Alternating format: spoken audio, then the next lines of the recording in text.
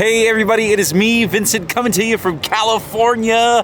I am at Universal Studios Hollywood, and I am checking out the very first night of their brand new event, Universal Fan Fest Nights. Think of this as Halloween Horror Nights, but with fandom. All the different types of things that people obsess about. Fantasy, sci-fi, gaming, anime. I am so excited to be here at USH, checking out this brand new event. I'm bringing you guys along with me. We are gonna spend the whole night here and see all of the brand new exclusive stuff that you can only do during FanFest nights. So welcome back to Universal Studios Hollywood, and welcome back to another Vincent Vision. Watch out. So before we start talking about FanFest, I just need to say, what a place to set up a video, right? Look at this. I love California. It has been, I think, 2 years since I came here. The last time I came to this park was in 2023 for Super Nintendo World and I think Halloween Horror Nights, if I remember correctly. It is so great to be back here at Universal Studios Hollywood, the Universal that started it all, the movie studio, right? I am back here for a brand new event that is very exciting, and I'm very curious to see it for myself. Universal Fan Fest Nights. Like I said, this is an after-hours event where instead of haunted houses like Halloween Horror Nights, you're gonna get different experiences based off stuff like Star Trek, Dungeons and Dragons. Anime is entering the fray here at Universal Hollywood. Things like One Piece, Jujutsu Kaisen, and of course some experiences that already exist in the park are getting some big plus-ups like the Wizarding World of Harry Potter and Super Nintendo World. This event happens on select nights from April 25th to May 18, and the event runs from 7 p.m. all the way until 2 a.m. So you get a full night here at USH, just like Halloween Horror Nights. There's a couple different tickets you can buy here for the Fan Fest. There's a general admission, there's an express ticket, there's an early entry ticket, so if you don't have a way to get into Universal Studios Hollywood, you can get let in at 2 p.m. I'm gonna be rocking express tonight, and that's gonna get me into all of the special experiences and the rides here in the park. Out of all the things that are represented here during this Fan Fest, the one that I am most excited about, which kind of actually has the smallest representation here in the park, actually ends up being Jujutsu Kaisen. I love that anime. And here in the park, Jujutsu Kaisen actually has a show from Universal Studios Japan that they brought here to FanFest Nights. It's called Jujutsu Kaisen Hunger of the Cursed, and it's a show that's taking place in the DreamWorks Theater, where normally during the day is where the Kung Fu Panda show happens here in the park. I think it's about time to get this FanFest night started. We're gonna just jump right into things. I wanna go see Jujutsu Kaisen. That's the thing I'm most excited for. Let's go check out that show.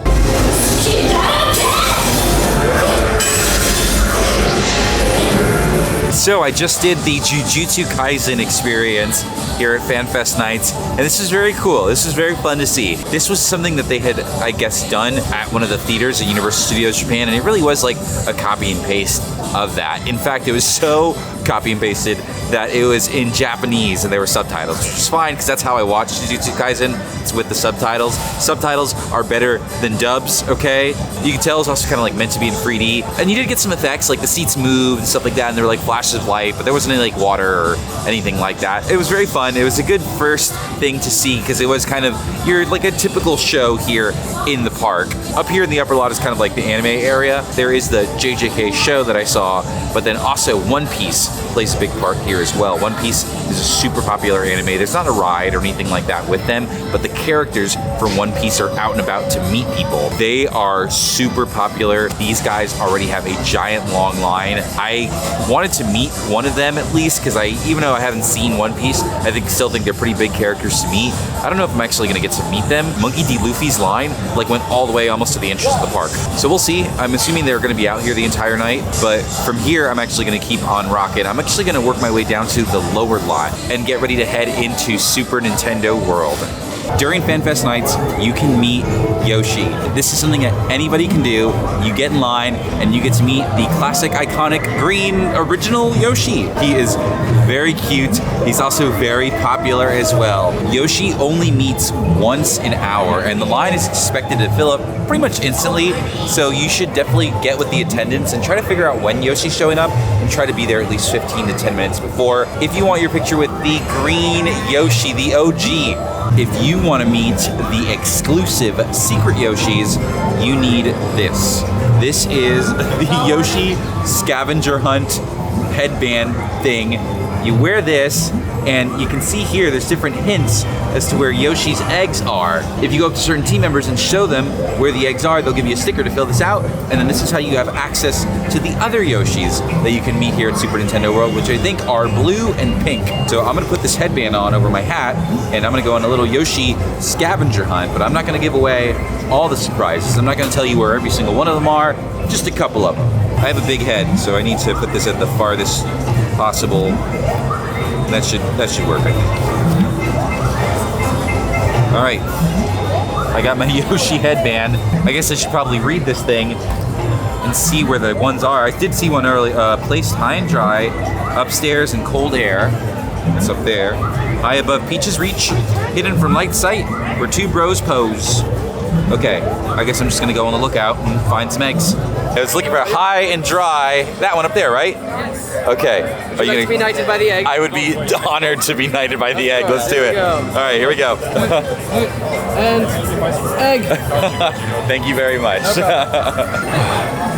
Kind of chilly up here, huh? I'd say this is upstairs in cold air, hidden from night's light. I think that is my last one, and then I get my golden sticker. Wow. Thank you so much. Look, thank you. You as well. Look at this. Wow. I'm a winner. Now I have got all of my Yoshi crown assembled. My infinity stones here. With this, now that I've got this, I'm gonna be able to head up to the second level and have a secret Yoshi meet and greet. Am I gonna get a blue Yoshi? Am I gonna get a pink Yoshi? Who knows? Let's go see. Okay, so after I got everything on my crown here, I decided to try to head upstairs to meet the secret Yoshi, but the line was very, very long. It was about 9 o'clock, so I decided, hey, I should get some food. I'm gonna go to the Toadstool Cafe. That's the big restaurant here in Super Nintendo World, super popular, and during FanFest, there's actually exclusive food themed to Yoshi. They have a Yoshi fettuccine alfredo and a Yoshi green apple smoothie. I went in, I got a table, and it was honestly kind of just okay.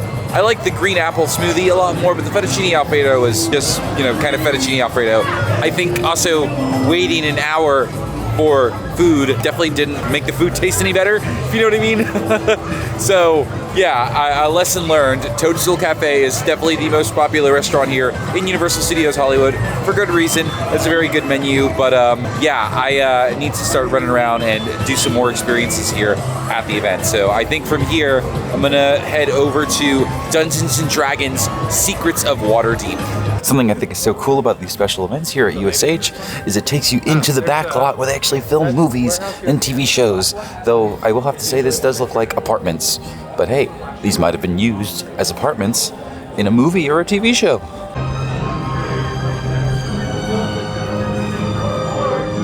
The heart of the Forgotten Realms lies the grand city of Waterdeep.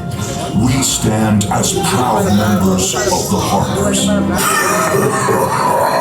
Steal from Xanathar.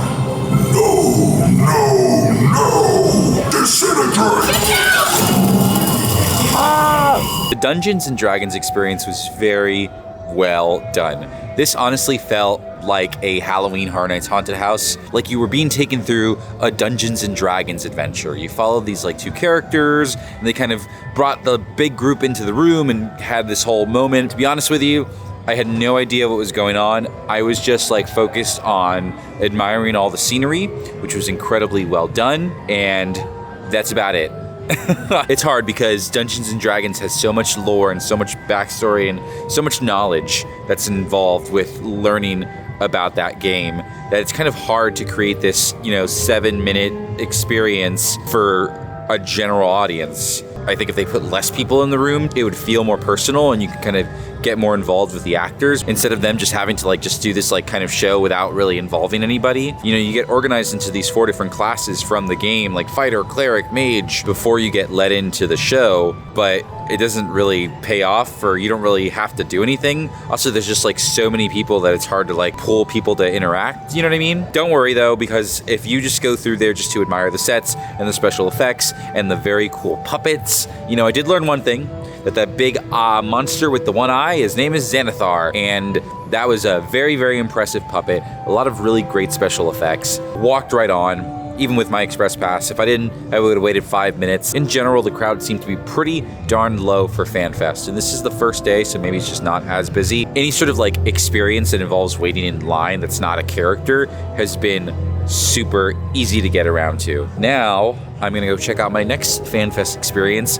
Do you guys know where I'm at right now? I am actually in a little area here in Hogsmeade Village that is exclusive to Hollywood. They have a little walkway that goes behind the 3 broomsticks. I love finding the little differences between Hogsmeade villages all around the Universals. You know, USJ has the Big Lagoon. Here in Hollywood, they have this little walkway, and of course their Hogwarts Castle is on a cliffside. But inside the Wizarding World of Harry Potter, magical creatures are all about, and they have brought the Niffler from Japan, the baby dragon, and a new creature premiering here at FanFest called the Okami, I think it's what it's called. We'll ask the handler if we get to see that creature while we're here in the village. Let's go look for it. During FanFest, they are also doing Hogwarts Always, which is a nighttime show on the castle that premiered in Orlando last year, if I remember. This is the one that's all about Hogwarts, and at the end, one of the houses wins the House Cup, and they shoot off fireworks based off that house. All I can do whenever I go to different Hogsmeades around the world is compare the size of them, and here in Hollywood, the streets are much wider compared to Universal Orlando. And also, there are some differences logistically, like their Glad Rags wizard wear in Orlando, this is where Ollivanders would be. Instead, it's over here. This is actually a little bit closer to like the Universal Studios Japan version of Hogsmeade Village. This alleyway is a little different too. Normally this leads to Hogsmeade, this leads to Hagrid's motorbike adventure. They got a little shop over here, Brews and Stews. Oh. I do. I'm just delivering the post. You don't need the post tonight. No, but I do have a lot of shiny valuables in my pockets, and I hope that won't be a concern for anybody. I can't imagine why. Good for you. Thank you. I don't want any fun shiny thing. Okay. I'm just a working girl. Of course. Well, I am the local post here in Hogsmeade, and it's my job, like these owls, to see that everything gets where it needs to go, right? What? What is making all that racket? 1, 2, 3! Oh, it's all scary, is it? What is it? A what now? Niffler! A Niffler! Of course! Okay, I've read about these things, right? Oh no! This could be a real challenge for me. Because, yeah, these things are kind of known to be menaces, aren't they? Alright, let's see if I can get to the bottom of this real quick. What you got there? Come on now, Cheeky, give us a look. What have you? Oh, you are in big trouble. Give this back right now. Give it back, yeah. Give it back. Yes, give it back to me. Thank you. Give it. Give it to me. Oh, hey! Posty one. sorry, buddy. 0. Oh yeah, I do feel bad, don't I? Yeah. Wait, but this isn't his. This belongs to Glad Rags. Look at this. Everything's flying which way? Everyone here, have you ever seen an Okami before? Never? Do you know what an Okami is? She can grow or shrink her size to fit the available space. She seems to have calmed down now that I've stopped moving. Has she fallen asleep? Well, actually, this is good news, because I think the more docile she is, the better it would be to make sure she doesn't grow in size. These animals do have a powerful sense of smell. They are capable of finding various animals to eat, like cockroaches. I probably shouldn't say that out loud. Also rats. In fact, if any of you have any pet animals, I would put them away immediately. Chance to get used to this. Oh, goodness. Oh. I dare say, who's in control here? And off the Okami goes. That Okami is seriously impressive. The Niffler is so cute as well. These creatures come out continuously throughout the night, so as long as you're spending time here in Hogsmeade Village, it is very likely that you will see at least one of them. I guess while I'm up here, I'm gonna head over to the Star Trek experience, go see that, and I think the last thing I'll do is going to be the Back to the Future experience, which I've been told can be upwards of a 45-minute thing. So that's gonna be the most time-consuming thing. I'll save that for the end. That seems like something that people enjoy the most here. That seems like a good, like, kind of grand finale to the night. Hey friends, tour begins here. Make sure we head all the way in. Stay with your tour group.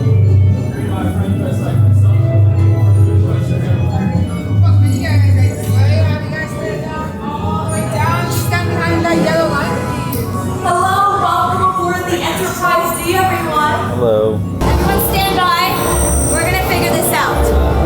Tour group really shouldn't be here right now. No matter. They are here now. Star Trek First Contact Red Alert. That was very fun. That was cool.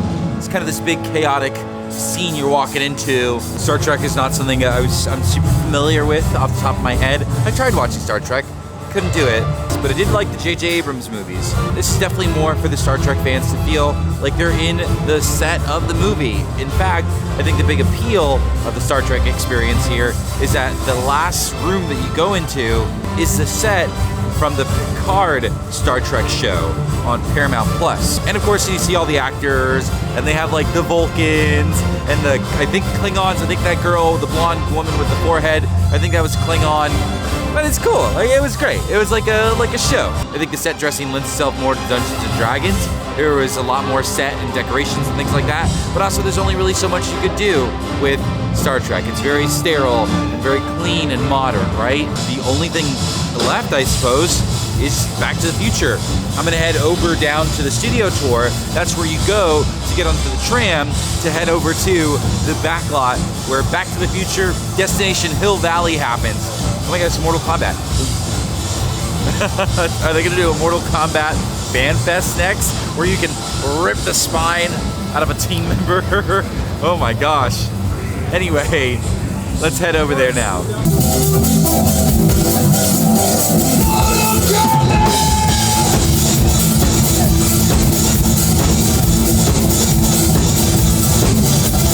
Hello. Hello. Wonderful to see you. Yes. How have you been? I'm doing well. You're doing well. Yes. Marvelous. Can I have your signature? Of and your course, support? yes. I think this is an incredibly important cause. Thank you. Yes. we so do believe the least in I can you. do. Yes. Cheers to Vincent, I believe Yes. Just sign my name there. Thank you, Vincent. Of we course, can't of have course. done it without you. Thank you very much. Thank you, Vincent. Great Scott! You're just in time! I'm Dr. Brown, and you're about to witness one of the most important days in scientific history. The day I discovered time travel. Now your tram won't quite reach 88 miles per hour. Not even close. But don't worry, I've already accounted for that. You won't even notice the time jump. One moment you're here, and the next, bam, Destination Hill Valley, 1955. So we have traveled back in time to 1955. It worked. The very, very cool thing about this Back to the Future experience is that we are actually going to be spending time in Courthouse Square where they filmed Back to the Future. This right here, this street that we're walking up, this is the street where the DeLorean went 88 miles an hour.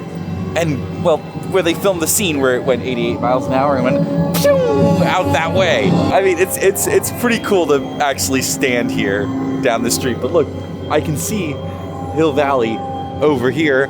Let's head inside. You know, normally this gets used for filming a lot here at Universal. You know, this is an actual backlot, so they're filming TV shows, movies here all the time. But during FanFest, they have turned this back into Hill Valley, like the Back to the Future movie. Right here, this was the street. Doc Brown was up there on the clock tower, and the DeLorean, pew! Come on, Lorraine, what are you doing? You want to talk to me? Oh, you'd rather just dance, right? No talking. I think that's better. I've never seen anything like this. I would say so. Gosh, wow. Always, you're very observant, sir. People are having a lot of fun with this area, and who can blame them? It is so well done. There's so much going on everywhere. It's not just the main characters like Marty McFly and Doc Brown.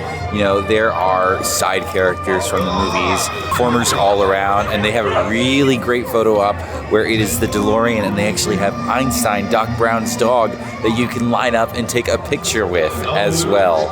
So that Back to the Future experience is going to be the highlight for a lot of people. It definitely seemed like it was the thing that people were most excited for. The experience is so well done, and it has a really unique feature of being connected to film history, to movie history, and it kind of like satisfies the excitement of like why someone would go to Universal Studios Hollywood over Universal Orlando is to be closer to where some of their most favorite movies are made.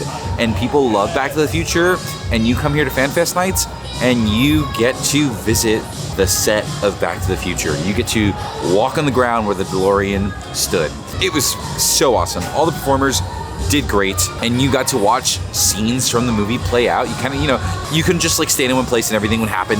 You kind of did have to follow the characters you were most interested in seeing around. That big finale didn't really play out how I expected it to. I would have lost my mind if they had found a way to launch a DeLorean down that street.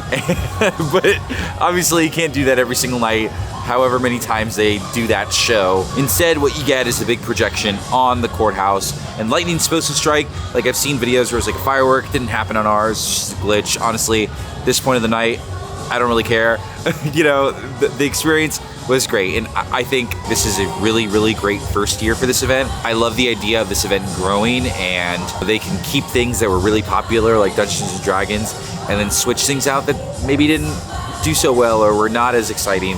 Maybe like Star Trek, you know, you can switch that out with something new. I think there should be a bigger lean on anime. These hour-long lines to meet the One Piece characters should tell Universal that people like the anime stuff. There's so many people dressed up in anime cosplay. If you're going to this event, you're gonna have a good time. You're gonna have a lot of fun. There's a lot of happy energy here. Overall, this event gets a nice, good thumbs up from me. And I'm happy that I flew here to California to see this. FanFest is about to come to a close, and I'm gonna head back to my hotel. So thank you guys for watching another Vincent Vision. Thank you to my Patreon who made this trip possible. The people who choose to support me a little extra, you guys have made my trip to Universal Hollywood, to Universal FanFest Nights possible. Thank you guys so very much. This video literally would have not happened without you. But yeah, it's really cold. I bought this jacket today because I was not expecting it to be 50 degrees here in Los Angeles. You know, it's 90 degrees in Florida. It's 50 degrees here. It's cold. It's time to go. Thank you guys for watching. I will see you at the next one. Bye-bye.